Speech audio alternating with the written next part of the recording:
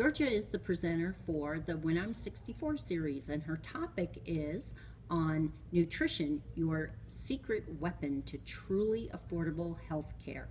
Now, Georgia, there's been big changes with the Affordable Health Care Act, and we're dealing with an aging population across the board in the United States.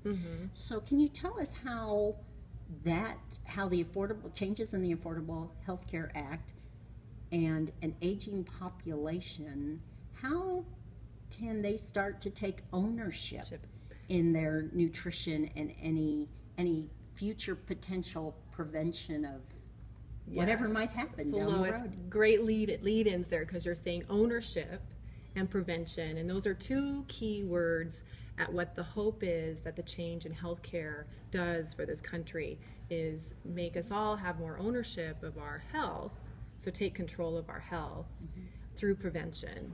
And nutrition's a huge piece, huge tool you can use for prevention. It's not the only tool, but it's a big piece of a lifestyle change that prevents disease.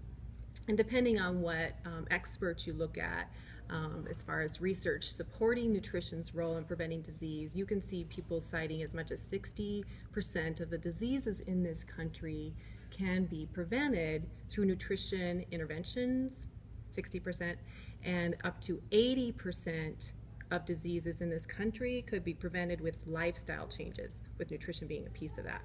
And the 60% statistic, that comes from Dean Ornish. He is a well-recognized nutrition expert in this country, in the world.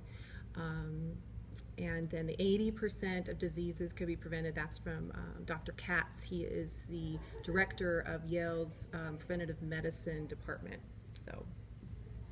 So in the takeaway, now with changes, tell me about how the Affordable Care Act is now assisting with that management of nutrition.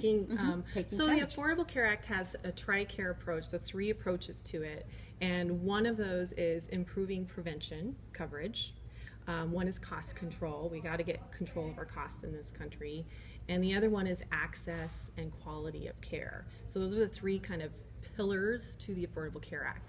Huge piece of that is for nutrition is in that preventative category. So what that means, if you start to look at the really look deeply at the details of the Affordable Care Act, is it translates to better coverage from your insurance company for prevention interventions, including nutrition therapy.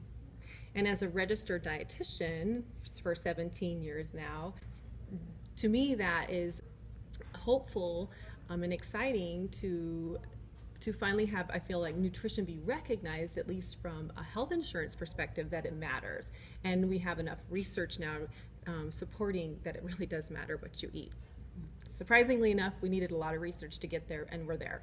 Well, I think our audience is going to be very interested in following up and getting some more information. Do you have any suggestions or advice for those who are watching our video? I think the biggest pieces of advice that I can give you, 2 pieces. One is to love your food, that it should be a loving relationship. A healthy, loving relationship, not a toxic love relationship. So we're going to talk a little bit about what that means. Love your food. Food is pleasure. Depriving yourself is not the answer. And the other thing is, so love your food, and fear, and food should never evoke fear. So you shouldn't be afraid of food. And there's a lot of things to be afraid of right now, it seems like, with these genetically modified organisms and pesticides and herbicides and the hormones that some of our animals that we're eating have been exposed to. So all of those things, you can get kind of wrapped up in the fear of it. But we do know that through research, and it makes a lot of just logic sense, if you're afraid of food, if it evokes that anxiety and stress, that can do more harm than good, than even the food itself. So fear and food should never be on the same plate. Good advice, great tips, something to think about, something to chew on. Thank you, with Georgia Boley, registered dietitian here at the Sheridan Senior Center. Thank you, Lois.